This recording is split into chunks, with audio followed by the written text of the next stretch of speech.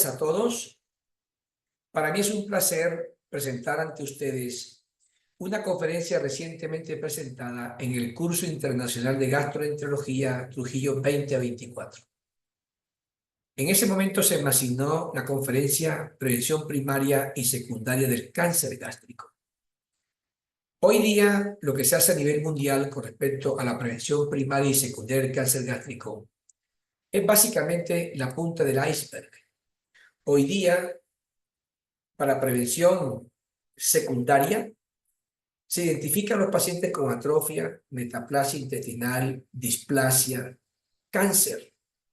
Pero antes de que eso suceda, los individuos tienen una vía de la carcinogénesis, tienen Helicobacter pylori, tienen genes que dan alto riesgo de cáncer cuando se unen con Helicobacter pylori.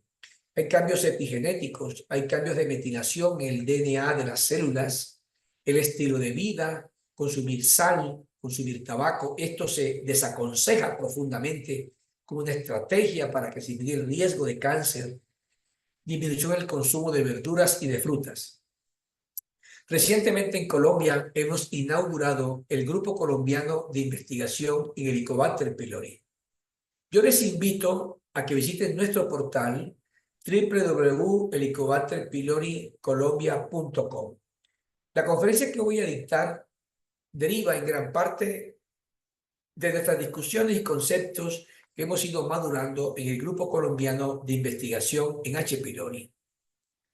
Cuando H. pylori infecta el estómago, a todos los infectados les da gastritis crónica.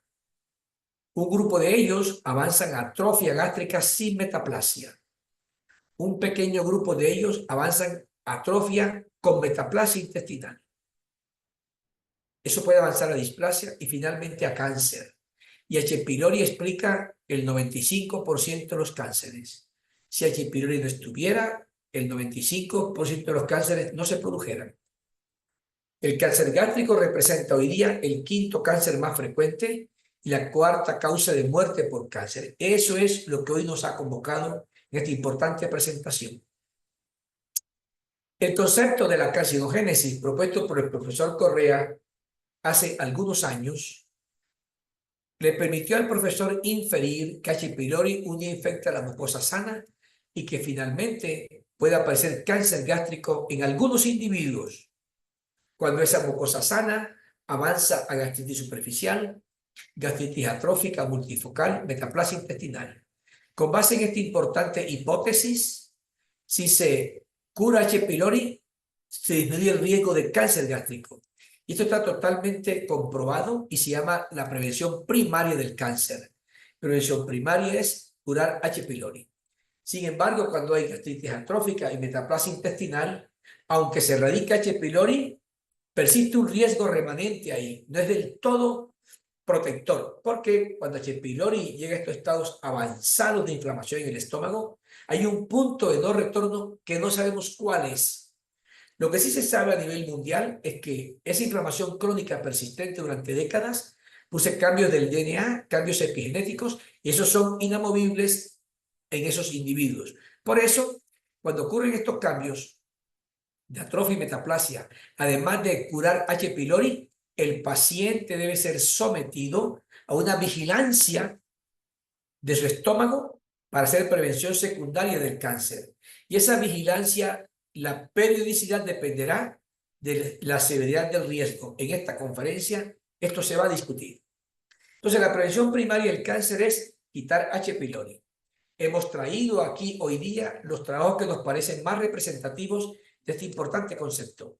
En un estudio hecho recientemente en el Hospital de Veteranos, con más de 370.000 individuos, se encontró que estas personas asintomáticas, si se erradica H. pylori y se verifica la erradicación, se demuestra cómo en ellos el cáncer gástrico disminuye un 76%. Esto es algo absolutamente clave. Aunque el individuo esté asintomático, curar la H. pylori disminuye el cáncer. Este es probablemente el estudio más importante que se ha hecho en los últimos 5 años, en el cual demostró que las Islas Mansur, que es una área de alta incidencia de cáncer, cuando se hizo erradicación masiva de H. pylori en gente de 30 años o más y durante 14 años de seguimiento, esto se encontró al final de la observación. La incidencia de cáncer bajó un 50% y la mortalidad un 25%. Este es quizá el estudio más grande en seguimiento, el de mayor seguimiento mundial. Es un estudio que hoy día no podría hacerse, no sería ético hacerlo. Se autorizaron pacientes para recibir terapia de erradicación y otros para recibir placebo. Y se ve cómo de los pacientes que tuvieron H. pylori erradicado, comparado con los de placebo, la incidencia de cáncer disminuyó globalmente al final de los 26 años un 43%. Pero si en la evaluación se incluyeron solamente pacientes sin lesiones severas de atrofia y metaplasia, el cáncer disminuyó un 63%. Este importante metaanálisis que resume artículos más importantes publicados encontró.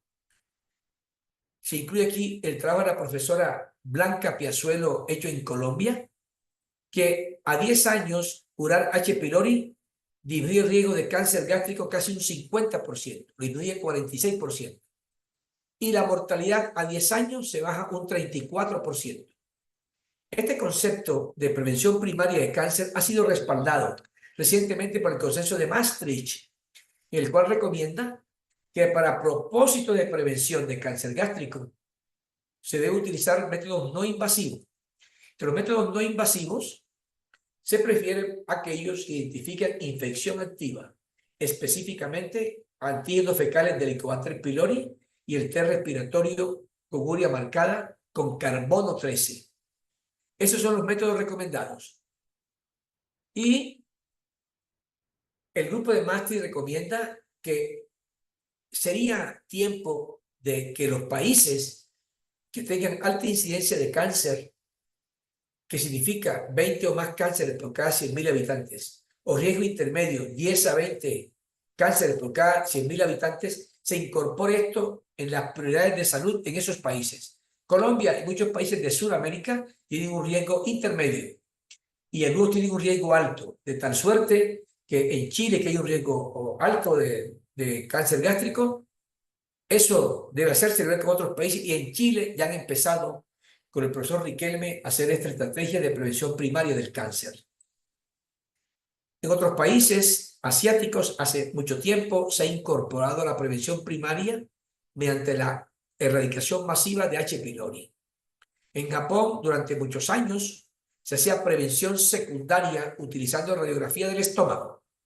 Y después de 40 años de estar haciendo prevención secundaria con radiografías y posteriormente con endoscopias, se vio que la mortalidad no bajó, no obstante esos programas. Y entonces, como política de Estado, se instauró hace ya 12, 13 años erradicar H. pylori a todo el país, y el Estado cubre el tratamiento y se ve cómo año tras año, desde el 2012 para acá, de manera progresiva se baja la incidencia de cáncer cada año. Y esto es estadísticamente significativo. En estas barras azules, cuyo extremo superior es anaranjado, lo anaranjado es la magnitud del descenso de la incidencia de cáncer gástrico. Y se ve, perdón, la incidencia de muerte por cáncer gástrico. Y se ve cómo progresivamente la muerte por cáncer ha ido disminuyendo. Y esto es estadísticamente significativo. Con esto quiero ratificar entonces que erradicar H. pylori hacia el futuro disminuye la incidencia de cáncer y la mortalidad por cáncer. Recientemente se ha encontrado que el Helicobacter pylori es necesario para el cáncer gástrico, pero no es suficiente. Este importante trabajo, que creo yo va a ser replicado en muchas partes del mundo, ha encontrado recientemente algo que es sorprendente. Se ve como la identificación de 9 genes que tienen riesgo de que el paciente padezca un cáncer, como el BRCA1, BRCA2, el caderina, etcétera, las alteraciones del síndrome de Lynch. Se ve como si alguien no es portador de estos oncogenes, no está infectado por H. pylori, el riesgo de cáncer hacia el futuro es 5% a los 85 años en Japón. Si el individuo no es portador no está infectado, 5%. Si es portador, no está infectado, da igual.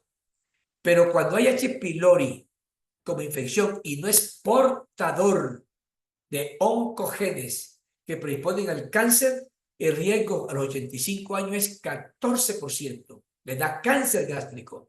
Pero si coincide el oncogen, el portador del oncogen, con infección por H. pylori, 45% hacen cáncer gástrico. Esto tiene un gran impacto. Nosotros pensamos en Colombia que es hora que nuestros países de la TAM con altos riesgos de cáncer empecemos a buscar estos portadores de oncogenes, porque esto podría modificar la vigilancia de los individuos. No obstante este importante hallazgo, Maastricht considera que este estudio merece validación. Por eso estamos de acuerdo en que en Colombia, Chile, Argentina, Costa Rica, etcétera, debemos empezar nosotros a estudiar un poco más estos oncogenes. La prevención secundaria significa específicamente que se identifique qué estómago tiene riesgo de cáncer. Y eso se puede hacer mediante tamización endoscópica o haciendo serología. Y el propósito es identificar las condiciones precursoras de cáncer gástrico, específicamente atrofia, metaplasia, displasia. Con respecto a la serología gástrica, que es buscar persinógeno 1, pexinógeno 2, gastrina 17, anticuerpos anti-H. pylori, la relación entre pexinógeno 1, pexinógeno 2, etcétera, debe ser validada en cada país, porque los atributos sobre sensibilidad, especificidad, son variables. Nosotros en Colombia no estamos haciendo esto, pero yo recomiendo que si alguien quiere hacer esto, empiece a validarlo y lo pueda utilizar. Este es el propósito de la endoscopia, utilizando bien sea endoscopios con imagen avanzada, imágenes espectrales con endoscopios avanzados o tomando biopsias con el protocolo de Sydney. Cualquiera de estas dos estrategias tiene como propósito encontrar lo que hemos nosotros denominado el estómago premaligno. Es decir, que paciente tiene riesgo de hacer un cáncer. Este par de estrategias no son disyuntivas, no son excluyentes, son complementarias. Quiero decir aquí, entonces, que cuando se utiliza el protocolo de Sydney de tomar 5 biopsias, la sensibilidad para encontrar H. pylori es 100%. Y este es el gol estándar a nivel mundial para encontrar atrofia gástrica y la atrofia con metaplasia intestinal. Es el gol estándar. Y el protocolo de Sydney exige que se tome una biopsia del cuerpo curva mayor a 8 centímetros del cardias, una biopsia del cuerpo curva menor a 4 centímetros de la incisura. Esto van en un frasco separado. Y se tomen 2 biopsias del antro, una de la curva menor, una de la curva mayor, una de la incisura, y van en un frasco. Esto ha sido respaldado por el consenso de Kioto, de Maastricht 2024 y más recientemente por Regaí. Quiero enfatizar que estas biopsias no son al azar. Son biopsias que siguen un protocolo tal cual está aquí. Si el médico se sale del protocolo, en aras de la verdad no mostraré los resultados. Se encuentra menos atrofia y menos metaplasia. Debe seguirse este protocolo, no son biopsias al azar. Y esto ha sido verificado recientemente en Chile. Cuando se utiliza el protocolo de Sydney, el hallazgo de atrofia versus biopsia sin protocolo, el de Sydney tiene una probabilidad de encontrar atrofia 4 veces y una probabilidad de encontrar metaplasia 3.9 veces. Esto significa entonces que no debe apartarse el individuo del protocolo. El protocolo debe seguirse estrictamente. Y el consenso, el grupo de Regaín, está de acuerdo con lo que he dicho aquí, excepto que ellos consideran que la biopsia de la incisura es opcional. Esto es totalmente controvertido y es discutible. Quiero mostrarles a ustedes que si no se toma la biopsia de la incisura angularis, hay estudios que han demostrado que sin esa biopsia, la atrofia de alto grado y la metaplasia de alto grado se disminuyen un 30%. Es decir, no tomar la biopsia subestadifica la atrofia y la metaplasia en un 30%. Por eso, consideramos nosotros que mientras hagan más estudios, la biopsia de cisura debe hacerse. Y para resolver este problema, este es el estudio que habría que hacer. Para decir que la biopsia definitivamente sirve o no sirve, habría que hacer un ensayo clínico aleatorizado. 2 biopsias del cuerpo, 2 biopsias del antro, una de la incisura. Este es el trabajo que nosotros hemos empezado en Colombia. 2 biopsias del cuerpo y 3 biopsias del antro para determinar si la biopsia de incisura es una biopsia más del antro, es una biopsia con un atributo específico. Eso habrá que esperar los resultados. Tener Olga 3 o 4 en este metaanálisis que incluyó estudios de casos y controles, encontró que Olga 3 y 4 aumenta el riesgo de cáncer 2.6 veces y Holguín, o sea, metaplasia intestinal 3 o 4 en estudios de casos y controles, aumenta el riesgo de cáncer casi 4 veces. Y esto ha sido ratificado por Maastricht, que recomienda que los pacientes que tengan Olga 3 o 4 deben ser vigilados prospectivamente de acuerdo a las recomendaciones europeas de lesiones precursoras de cáncer. Y esta es la síntesis de la recomendación europea de manera global. Pacientes con Olga u Holguín 0 a 2 se observan. Sin embargo, si hay un familiar de primer grado con cáncer gástrico, se deben vigilar cada 3 años. Y esto es supremamente importante. Si el Olga o el Holguín es 3 o 4, deben vigilarse cada 3 años los pacientes. Pero si hay un familiar de primer grado con cáncer gástrico, esa vigilancia debe ser cada año o cada 2 años. El antecedente familiar de cáncer modifica la periodicidad. Diversos estudios respaldan lo que yo aquí estoy diciendo ahorita. ¿Y qué es lo que respalda Maastricht? Y es esto. El estudio del profesor Rush dio muchas luces al respecto. Este es un estudio con más de 1.700 pacientes seguidos a 5 años y se ve cómo al finalizar los 5 años, el 3% de pacientes que tenían Olga 3 y 4, al finalizar los 5 años, había en ellos cáncer intraepitelial y displasia. Había cáncer temprano y displasia. En cambio, en el 98% que tenía Olga 0 a 2 no había cáncer.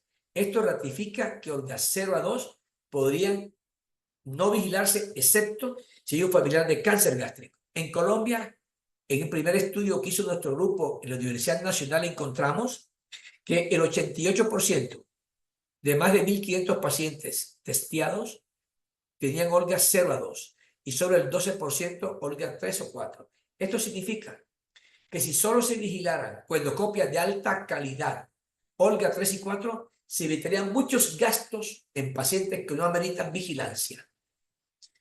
Recientemente, este grupo internacional, el doctor Latorre, el doctor Riquelme de nuestra región, encontraron que una metaplasia intestinal encontrada en una endoscopia cualquiera, si se vigila cada 5 años esa metaplasia encontrada de manera al azar, por serendipia, ocasional, cada 5 años se disminuye la incidencia de cáncer un 75% y la mortalidad un 71%. Y esto es costo efectivo. Y si hay familiares de primer grado con cáncer gástrico, se intensificaría la vigilancia cada 3 años. Y es costo efectivo. Y esto, si se discrimina metaplasia extensa, incompleta, también es costo efectivo hacer un acortamiento de la vigilancia. Se ha encontrado igualmente que cuando hay atrofia y metaplasia y se radica H. pylori, puede haber regresión de la metaplasia, de la atrofia, perdón, sin metaplasia. Y la metaplasia se puede detener su avance hacia el futuro. La progresión se puede detener. Sin embargo, se requieren estudios con mayor número de biopsias bien precisos para determinar con exactitud cuál sería la magnitud de la regresión. Estos estudios se esperan para tomar decisiones al respecto. Entonces, una endoscopia de alta calidad con biopsias es altamente recomendada para el diagnóstico exacto de la gastritis con su severidad, su extensión, su tipo y su etiología. El Regaín, la última publicación de expertos sobre gastritis crónica, recomienda que una endoscopia muy bien hecha, con biopsias adecuadamente tomadas, debe ser perseguido en cada procedimiento endoscópico siempre que se haga. Ahora bien, estratificar el estómago utilizando endoscopios con imágenes avanzadas o endoscopios avanzados se ha recomendado, y hay países como Japón y Corea que son expertos en identificar la magnitud de la atrofia y la metaplasia, la severidad, y se corresponden perfectamente con la histología. En nuestro continente, el doctor Herbert Burgos también es pionero de estas imágenes espectrales con endoscopios avanzados. Las clasificaciones validadas, recomendadas para identificar las alteraciones como atrofia y metaplasia son estas. Para la atrofia se recomienda Kimura Takemoto y Kyoto. Y para la metaplasia, el EGIM, la identificación de metaplasia intestinal utilizando NBI. Esto es lo que se recomienda y está validado a nivel internacional. Voy a empezar aquí hablando qué sucede con Kimura Takemoto y la histología. Esto es un importante estudio publicado recientemente que verificó lo siguiente. Si el endoscopista es experto en Kimura Takemoto, la sensibilidad es 93%, es decir, hay 7% de falsos negativos. Y si ese experto no identifica atrofia, la especificidad es 65%, es decir, hay 35% de falsos positivos. Y esto es supremamente clave. El LR positivo es 2.64, es decir, tener positivo atrofia moderada severa endoscópicamente no es útil con Kimura Takemoto. En cambio, cuando el endoscopio es normal con Kimura Takemoto, el LR negativo es 0.1. Es muy bueno recomendarlo. Esta es la conclusión de este importante artículo. La atrofia ausente o leve no requiere biopsias. En cambio, las atrofias severas a moderadas con Kimura Takemoto requieren biopsias. Esto tiene una recomendación muy importante. En cada sitio que el endoscopista haga uso de esta clasificación, él debe verificar que lo que él observa en Kimura Takemoto se corresponde a la histología. Una vez que él haya afinado los hallazgos con la histología, puede usarlo, no tomar biopsias. Recientemente en Occidente, por primera vez, se verificó y se demostró que buscar metaplasia intestinal utilizando NBI con el método o con el puntaje de EGIM, hay exacta correlación o una buena correlación con la histología. El EGIM utiliza las mismas estaciones que utiliza el sistema de Sydney para las biopsias. Cuerpo, curva mayor, curva menor, antro, curva mayor, curva menor e incisura. Y ahí se busca el porcentaje que tenga metaplasia intestinal. Concretamente, este estudio demostró que un EGIM que tenga 5 o más de puntos tiene un área bajo la curva de 84%, que es similar al OLGA y al OLGI. Es decir, si nosotros en nuestros hospitales hacemos lo mismo y verificamos que estamos adecuadamente identificando la metaplasia con NBI, se podría obviar las biopsias. Y recientemente se ha encontrado en Japón algo similar. Pero quiero enfatizar que de los hallazgos que se ven con las imágenes de endoscopios avanzados, estos son los resultados finales que demostró el grupo del profesor Kawamura y el profesor Uedo. Miren ustedes, el patrón túbulo velloso encontrado con imágenes espectrales tiene área bajo la curva de 55%. La cresta azul que identifica la metaplasia intestinal, área bajo la curva de 63%. La sustancia blanca opaca, un hallazgo endoscópico, área bajo la curva 63%. Ustedes pueden ver entonces que no tiene un buen rendimiento el hallazgo endoscópico de esto, porque hay momentos en que no se observan estas alteraciones. En cambio, el EGIM tiene perfecta correlación con el ORGIM.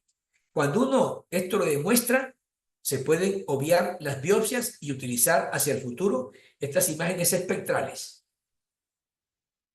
No obstante lo anterior, Regain considera que en este momento a nivel mundial, Kyoto, Kimura Takemoto y EGIM no son el estándar actualmente para ser utilizados de rutina en las salas de endoscopia. Y si estas imágenes espectrales con endoscopios avanzados se describen en el informe, esta información debe enviársela al patólogo para que él tenga mayor elementos para hacer un buen análisis de la histología. Y si hay lesiones focales, estas pueden perfectamente identificarse, muy lindas, con endoscopios avanzados. Yo creo que con estas imágenes avanzadas es donde se pueden encontrar las lesiones focales displásicas, se pueden resecar enseguida. Sería un atributo, creo yo, que sigue siendo útil. Pero quiero enfatizar que por el momento las imágenes espectrales con endoscopios avanzados no son un estándar para ser utilizado universalmente. Y creo que esta es la razón. No hay suficientes equipos y el individuo endoscopista no está adecuadamente entrenado para hacer eso. Y no estar entrenado, aquí está demostrado en este importante estudio hecho hace 10 años. El acuerdo intraobservador para utilizando el NBI globalmente es 0,69, es 69%. Entre los expertos, el acuerdo intraobservador, 74%. El mismo observador ve 2 veces la misma imagen y él se correlaciona consigo mismo consistentemente en 74%. Esta información, 64%. El acuerdo interobservador, que 2 endoscopistas expertos miren la misma imagen, concuerda en un 49%. Y en formación, concuerdan en un 40%. Con base en lo anterior, este profesor, Fabián Mura, recientemente laureado por la Organización Mundial de Endoscopia, me hizo una pregunta hace unos meses en un congreso internacional. Me dijo, por favor, defina qué se debe hacer para buscar las condiciones precursoras de cáncer. Imágenes endoscópicas espectrales con endoscopios avanzados o hacer histología en los pacientes. Y segunda pregunta importante que me hizo el profesor Emura fue esta. Cuando encuentre lesiones con endoscopios avanzados y con histología, entonces ¿cada cuánto las va a seguir? Bueno, esa es una pregunta absolutamente difícil de responder, pero me parece a mí que la respuesta está aquí. Si un individuo encuentra con endoscopios avanzados atrofia, metaplasia, etcétera, y él ya verificó que lo que él ve es lo mismo que ve la histología, ese doctor le falta un pedazo por recorrer. Ahora tiene que ver prospectivamente cada cuánto los va a seguir, porque si él los va a seguir cada año, no se justifica hacer entonces ninguna estratificación. Y si el individuo utiliza, como nosotros utilizamos en Colombia, en más del 98% de las salas de endoscopia, biopsias, entonces seguiremos las recomendaciones del MAPS-2. Olga 3 y 4, cada 3 años. Familiar de primer grado con cáncer, cada 2 años. Olga o Olguín 0 a 2, no lo seguimos. Familiar de primer grado con cáncer gástrico, lo seguimos cada 3 años. Yo creo que cuando alguien utilice una u otra metodología, ambos tienen la razón, como se ve perfectamente aquí. Si está familiarizado con tomar biopsias y lo sigue y encuentra las alteraciones hacia el futuro, si está familiarizado con imágenes avanzadas y lo sigue y encuentra lesiones hacia el futuro, ambos tienen la razón. Cualquier método se utilice, lo importante es que este beneficie al paciente. Queridos amigos, muchas gracias, muy amables.